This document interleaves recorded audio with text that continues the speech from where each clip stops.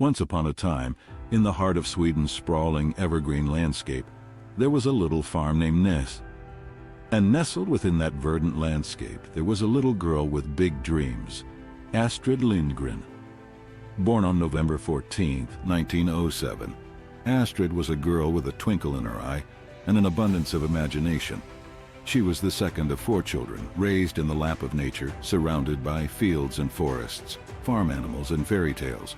Her father, Samuel, instigated her love for storytelling with his folklore tales and adventure stories.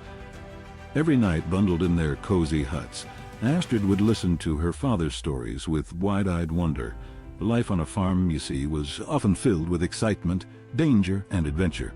When Astrid was not helping around the farm, she found herself plunging into her world of fantasies, penning down stories on whatever scraps of paper she could find.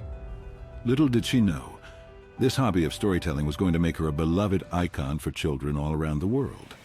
As Astrid grew older, she faced hardships, and like the heroes in her stories, she faced them bravely. Life offered her challenges, and she penned her experiences into stories. She had a baby boy named Lars, whom she loved dearly. He became her muse, her inspiration for many of her effortlessly woven tales. When Astrid moved to Stockholm, she joined a publishing house where she had the freedom to write. She was already making waves with a few children's books published under her name. But destiny had other plans. A contest by Rabin and Sjögren, a publishing company, steered her to her defining voyage.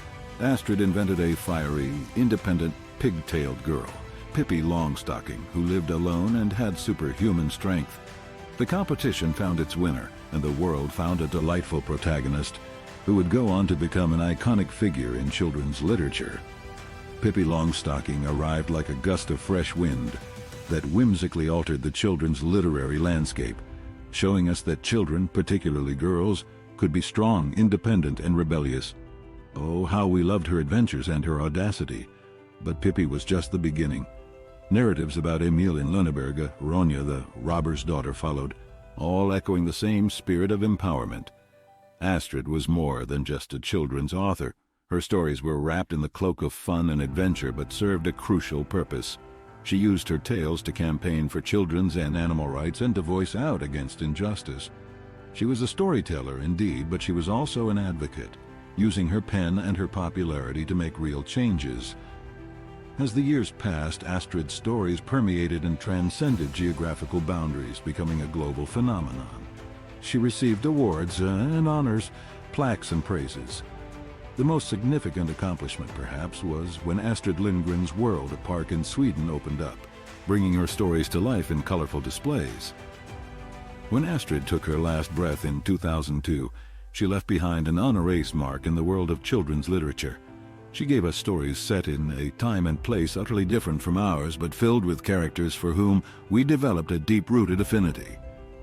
Her characters were not just characters. They were friends who taught us about life, empathy, courage, and most importantly, independence. So, let's journey into the magical realm of Astrid Lindgren, for in her words there is magic, adventure, and a host of life lessons.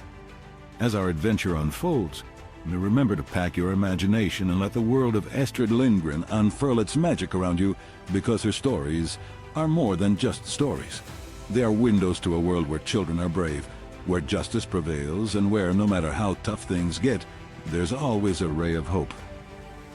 Keep her legacy alive, dear children, by never ceasing to dream and always believing in your stories, your very own magical worlds.